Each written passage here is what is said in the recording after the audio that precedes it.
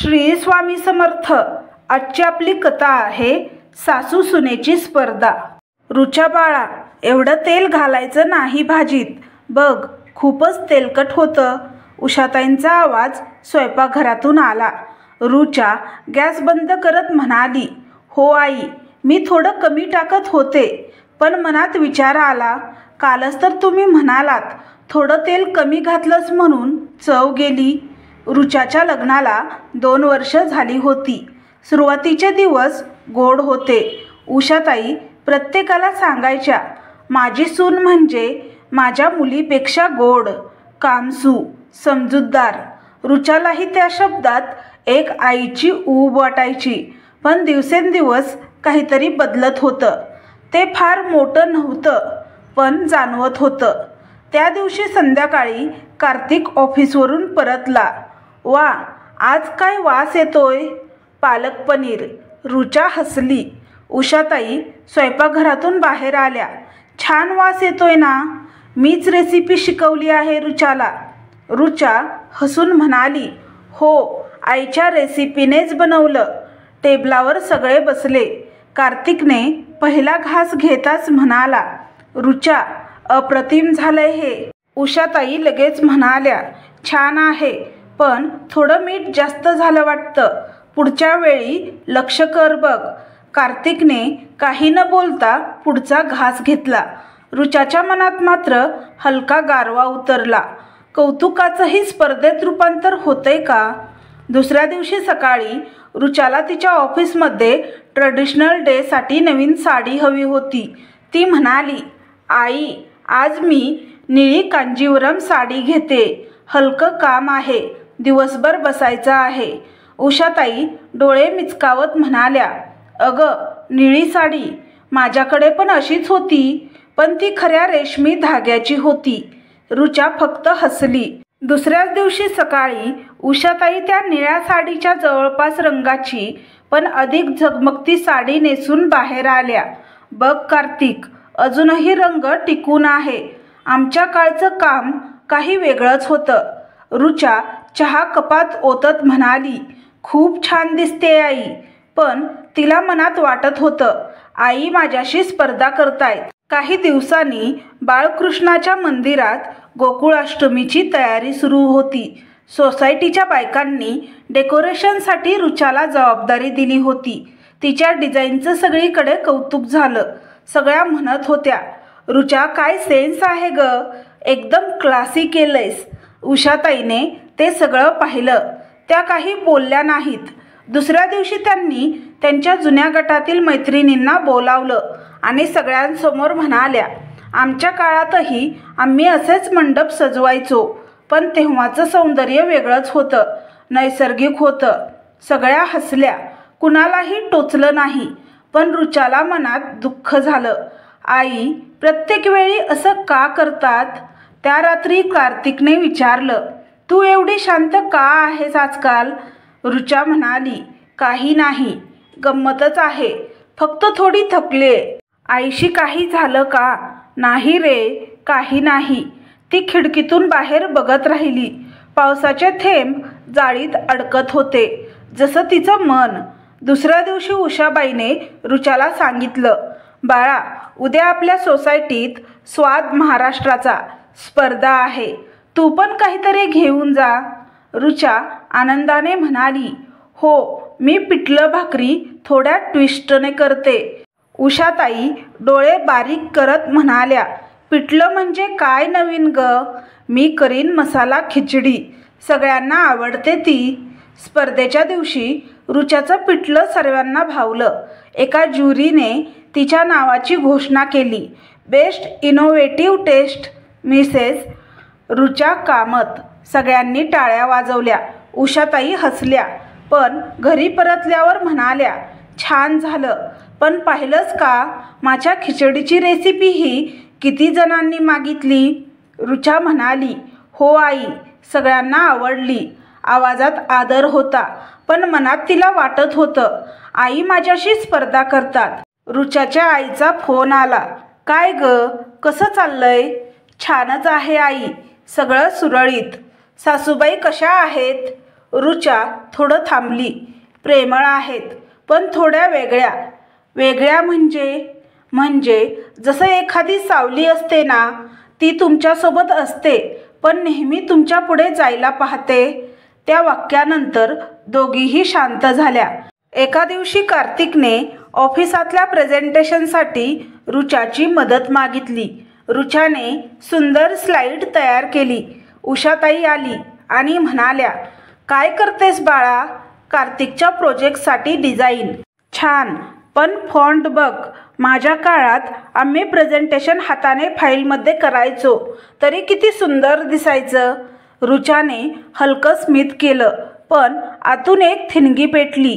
आई नेहमी माझ्या काळात म्हणतात, पण माझा काळ कधी येईल? त्या रात्री ती आरशात पाहत होती. तिला स्वतःवरच्या चेहऱ्यावरचा ताण दिसला. मी काही चुकीचं तर करते का? ती हळूच कुजबुजली. कार्तिक गाढ झोपला होता. तिला जाणवलं, उषाबाईंचं प्रेम ओसरलेलं नाही, पण ते आता एका वेगळ्या रूपात प्रकटतंय. जसं प्रकाश सावलीत रूपांतरित होतो. ती काही ठरवत नाही, पण मनात एक बीज रोवलं जातं. मला ही स्पर्धा नको, मला नातं हवं आहे. खिडकीबाहेर पावसाचे थेंब पडत होते आणि त्या थेंबात रुचाचं हसू उमटलं. किंचित वेदनेचं, पण जिवंत. रुचा सकाळी शांतपणे चहा बनवत होती. गॅसच्या ज्योतीत तिचं प्रतिबिंब दिसत होतं, स्थिर पण ताणलेलं. रुचा, चहा झाला का? हो आई, 2 मिनिटात. उषाबाई नेहमीसारख्या उत्साही दिसत होत्या, पण त्यांचा आवाज रुचाच्या कानात आता जरा वेगळा वाटायचा. कौतुकाच्या पलीकडे नियंत्रणाचा स्पर्श असलेला.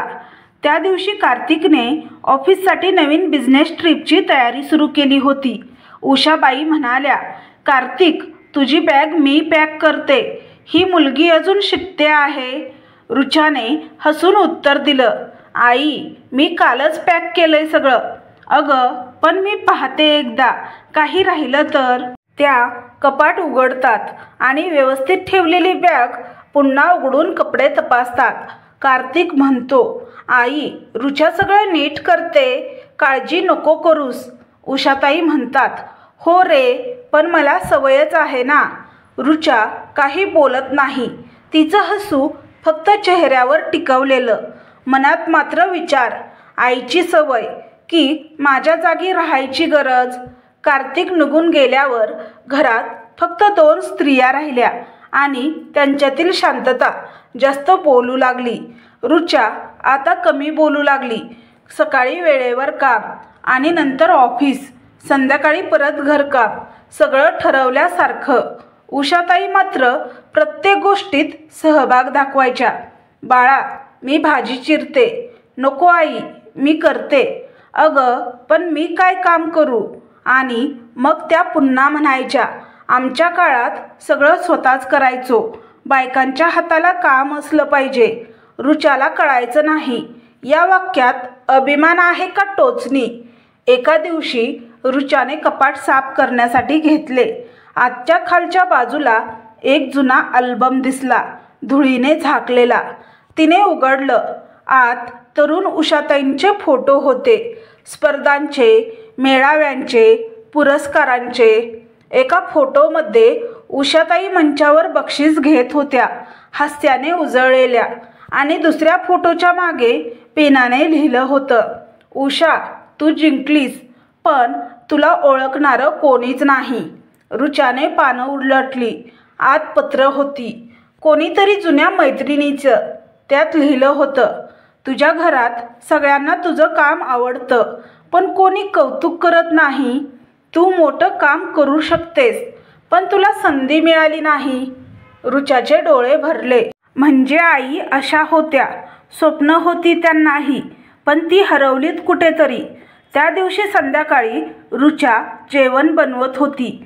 उषाबाईने विचारलं, आज काय करतेस? फुलकोबीची भाजी. छान. आमच्या काळात मी सुद्धा अशीच करत होते, पण त्यात थोडी हळद जास्त घालायची. रुचाने स्मित केलं. ठीक आहे आई, आज तसं करून बघते. भाजी शिजवताना उषाबाई खुर्चीत बसल्या. त्यांच्या डोळ्यात थोडं थकलेपण दिसत होतं. रुचाला वाटलं या स्पर्धेत दोघीही दमल्या आहोत कदाचित. रात्री कार्तिकचा फोन आला. सगळं ठीक आहे ना? हो ठीक आहे, रुचा म्हणाली. आई ठीक आहे ना? हो, त्या नेहमीसारख्याच. तू ठीक आहेस का? रुचा थोडं थांबली. हो, फक्त थोडं स्वतःला समजून घेते. कार्तिक हसला. तू नेहमी एवढंच खोल बोलतेस. कधी कधी खोल समजणं गरजेचं असतं कार्तिक. फोन ठेवला. रुचाने आरशात स्वतःकडे पाहिलं. ती स्वतःलाच विचारते, मी आईला दोष देत आहे का, की फक्त माझ्या वेदनेचं कारण शोधते आहे? दुसऱ्या दिवशी रविवारी सकाळी उषाबाई आपल्या खोलीत काहीतरी शोधत होत्या. रुचाने विचारलं, आई काय हरवलंय? अगं, माझं जुनं विणकामाचं फोल्डर सापडत नाहीये. मी ते कॉलेजमध्ये दाखवलं होतं. रुचाने हसून शोधायला मदत केली आणि त्यांना त्या अल्बमच्या मागे ठेवलेली ती वही सापडली. त्यात रंगीबेरंगी धाग्यांचे नमुने, नोट्स आणि एक लहानसं ओळखपत्र. उषा देशमुख, कला स्पर्धा 1985. अरे वा, किती सुंदर, रुचा म्हणाली. उषाबाईने थोडं लाजत सांगितलं, हो ग, माझी आवड होती विणकामाची, पण लग्न झालं. कार्तिक लहान होता. सगळं थांबलं. पुन्हा का नाही सुरू केलं? आता काय राहिलंय ग? सगळं आहे आई, धागे अजून तुमच्या हातात आहेत. त्या वाक्यावर उषाताई शांत झाल्या. डोळ्यात काही चमकलं, कदाचित न विसरलेला प्रकाश. दुपारी रुचाने त्यांच्या जुन्या नोट्स व्यवस्थित करून फ्रेममध्ये ठेवायचं ठरवलं. ती करत असताना उषाबाई दारात उभ्या राहिल्या. काय करतेस? तुमचं काम जपते. तुम्ही सांगितलंत ना, ही तुमची आवड होती. उषाबाई थोडं गप्प राहिल्या. म्हणजे आता तू मला दाखवणार की मी काय नाही केलं? रुचाला शब्द सुटले. नाही आई, तसं काही नाही. अगं, लोकांना काय वाटेल? सून आली आणि आता सासूला शिकवते. बस, ठेव ते बाजूला. त्या निघून गेल्या. रुचाने फ्रेम हातात धरली आणि तिच्या डोळ्यातून पाणी आलं. समजवण्याचा प्रयत्नही स्पर्धा ठरतोय का? रात्री जेवणाच्या वेळी दोघींमध्ये गप्प बसण्याचं अंतर वाढलं होतं. फक्त चमच्यांचा आवाज. उषाबाई म्हणाल्या, थोडं मीठ कमी झालंय. रुचाने काहीच उत्तर दिलं नाही. त्या तिच्याकडे पाहिलं. चेहऱ्यावर वेदना होती, पण मनात काहीतरी वेगळं हलत होतं. त्या रात्री उषाबाई आपल्या खोलीत गेल्या आणि तोच अल्बम बाहेर काढला. त्यांनी जुन्या फोटोंकडे पाहिलं आणि पुटपुटल्या. किती काही करायचं राहिलंय आणि आता सगळं संपलं. रुचा त्यावेळेस स्वयंपाकघरात होती. तिला आवाज आला. ती शांतपणे दाराजवळ गेली आणि आईच्या ओठांवरचं ते वाक्य ऐकलं. त्या क्षणी तिला कळालं, उषाबाई तिच्याशी स्पर्धा करत नाहीत, त्या स्वतःशीच झगडत आहेत. दुसऱ्या दिवशी सकाळी रुचाने त्यांना म्हणाली, आई, आपण दोघी मिळून विणकाम स्पर्धेत भाग घेऊया का? सोसायटीत स्पर्धा होते पुढच्या आठवड्यात. मी आता. हो, एकत्र. तुमचा अनुभव, माझं डिझाईन. उषाबाई हसल्या नाहीत, पण नकारही दिला नाही. विचार करते. रुचा ऑफिसला गेली. उषाबाई कपाटातल्या धाग्यांचा जुना कोळा बाहेर काढून पाहत राहिल्या. त्यांना जाणवलं त्यांच्या मनात कुणीतरी आरसा धरला आहे. त्या आरशात त्यांना स्वतःचं हरवलेलं रूप दिसत होतं. त्या रात्री दोघी जेवताना काही न बोलता फक्त एकमेकांकडे पाहिलं. रुचाने विचारलं, आई, तुम्हाला आठवतं का तुमचं पहिलं विणकाम? हो, लाल रंगाचा रुमाल. मग पुढचं विणकाम आपण दोघी मिळून करायचं. उषाबाई काही बोलल्या नाहीत, पण त्यांच्या डोळ्यात पहिल्यांदाच एक शांत मान्यता होती. रुचाला जाणवलं, नातं बदलतंय, अजून निखाऱ्याखाली, पण त्यात उष्णता आहे. ती स्वतःशी म्हणाली, ही स्पर्धा संपवायची असेल तर जिंकायचं नाही, समजून घ्यायचं आहे. आरशात तिचं प्रतिबिंब दिसलं आणि त्या प्रतिबिंबात आता उषाबाईंचा चेहरा मिसळला होता.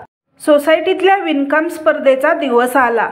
हॉलमध्ये रंगीबेरंगी धाग्यांचे ढीग, कापडांचे तुकडे आणि स्त्रियांचा उत्साह. रुचा आणि उषाबाई दोघी एकत्र बसल्या होत्या. टेबलावर दोघींचं काम. एकाच साडीवर डिझाईन तयार करायचं होतं. उषाबाई म्हणाल्या, मी बॉर्डर सांभाळते, तू पल्लू. रुचाने मान हलवली. हो आई. काम सुरू झालं. सुरुवातीला शांतता होती. फक्त दोघींच्या बोटांमध्ये धाग्यांचं नृत्य. पण थोड्या वेळाने उषाबाई म्हणाल्या, थोडं अधिक चमकदार रंग वापर. लोकांना रंगीत वस्त्र आवडतात. मला वाटतं थोडं सौम्य रंग जास्त उठून दिसेल आई. अगं, पण तसं फिकं वाटेल. रुचा शांत राहिली.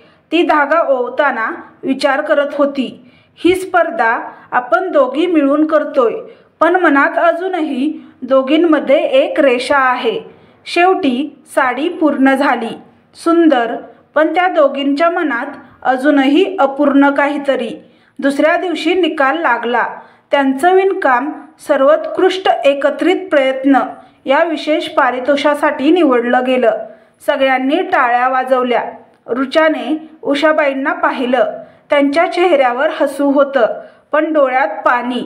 त्या हळू आवाजात म्हणाल्या, मला कधी वाटलंच नव्हतं की माझं नाव जाहीर होईल, तेही तुझ्यासोबत. रुचाने त्यांच्या खांद्यावर हात ठेवला. त्या क्षणी दोघी हसल्या आणि कदाचित पहिल्यांदाच एका नजरेतून एकमेकांना समजल्या. काही दिवसांनी कार्तिकच्या ऑफिसमधून प्रमोशन झालं. रुचाने त्याच्यासाठी छोटं सेलिब्रेशन ठरवलं. घरात फुलं, केक, एक छोटं सरप्राईज. ती तयारी करत असताना उषाबाई म्हणाल्या, बाळा, उद्या आपण मोठी पूजा ठेवूया. कार्तिकचं प्रमोशन म्हणजे घराचं यश. रुचाला क्षणभर थांबावं लागलं. उद्या? पण मी संध्याकाळी काही तयारी केली आहे. अगं, पूजा म्हणजे देवाचं आभार. सगळं लक्ष देवावर नाही का? रुचाने काहीच बोललं नाही. ती फक्त म्हणाली, ठीक आहे आई, तुम्ही ठरवा. पूजा ठरली आणि तिचं सरप्राईज पुन्हा मागे पडलं. सगळं घर पाहुण्यांनी, आरतीच्या स्त्रोतांनी गजबजलं. सगळ्यांनी उषाबाईंचं कौतुक केलं. उषाताई, किती सुंदर पूजा, किती सुंदर आयोजन. रुचाने सगळं शांतपणे पाहिलं. मनात थोडं चुरचुरलं, पण ती हसत राहिली. पूजा संपली. सगळे निघाले. कार्तिक म्हणाला, आई, अप्रतिम केलं तू आणि रुचाने. तुमचं हसू सगळं सुंदर बनवतं. रुचा म्हणाली, आईचं श्रेय आहे. ती आत गेली. कपाटातून काहीतरी बाहेर काढलं. ती होती उषाबाईंच्या जुन्या विणकामाची तीच फ्रेम. ती सगळ्यांसमोर परत आली आणि म्हणाली, आज या घरात पहिल्यांदाच मी माझ्या सासूला नाही, तर माझ्या प्रेरणेला भेट द्यायचं ठरवलंय. सगळे थबकले. रुचाने फ्रेम उषाबाईंना दिली. त्या थरथरत्या हातांनी ती घेत म्हणाल्या, हे काय ग? ही तुमची ओळख आहे आई, जी सगळ्यांनी विसरली होती, अगदी तुम्ही सुद्धा. क्षणभर सगळे शांत झाले. उषाबाईंच्या डोळ्यात अश्रू दाटले. त्या म्हणाल्या, रुचा, मी इतक्या वर्षांनी स्वतःला पाहिलं आणि मला वाटतं मी हरले नाही, मी दिसले. रुचाने त्यांच्या हातात हात घेतला आणि मला वाटतं मी जिंकले नाही, मी समजले. कार्तिक दोघींना पाहत होता. त्याला घरात काहीतरी सुंदर घडताना दिसत होतं. त्या रात्री उषाबाई आणि रुचा दोघी बाल्कनीत बसल्या. उषाबाई म्हणाल्या, मी नेहमी तुझ्याशी का स्पर्धा केली हे मलाही कळत नव्हतं. तुझ्यात माझं हरवलेलं रूप दिसायचं. तुला थांबवायचं नव्हतं, फक्त स्वतःला विसरायचं नव्हतं. रुचाने उत्तर दिलं, मला कधी कधी वाटायचं तुम्ही माझ्याशी नाही, माझ्या सावलीशी स्पर्धा करताय. त्या दोघी हसल्या.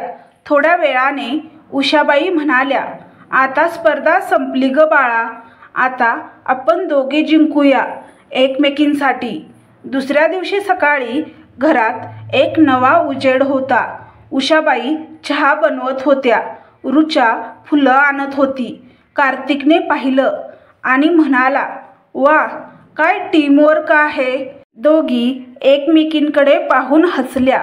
रुचाने मनात विचार केला, कधी कधी जिंकणं म्हणजे पुढे जाणं नसतं, ते म्हणजे थांबून दुसऱ्याला सामावून घेणं. घरात आता स्पर्धेऐवजी एक वेगळी गडबड होती, हसण्याची, आदराची आणि एक शांत प्रेमाची. सासू सुनेची स्पर्धा. कथेचा शेवट असा, जिथे दोघीही जिंकतात, कारण प्रेमात कुणी हरत नसतं. तर तुम्हाला ही कथा कशी वाटली हे कमेंट बॉक्समध्ये कमेंट करून नक्की सांगा. कथा आवडल्यास व्हिडिओला लाईक, शेअर, सबस्क्राईब, हाईप करा. व्हिडिओ पाहिल्याबद्दल मनापासून धन्यवाद. श्री स्वामी समर्थ.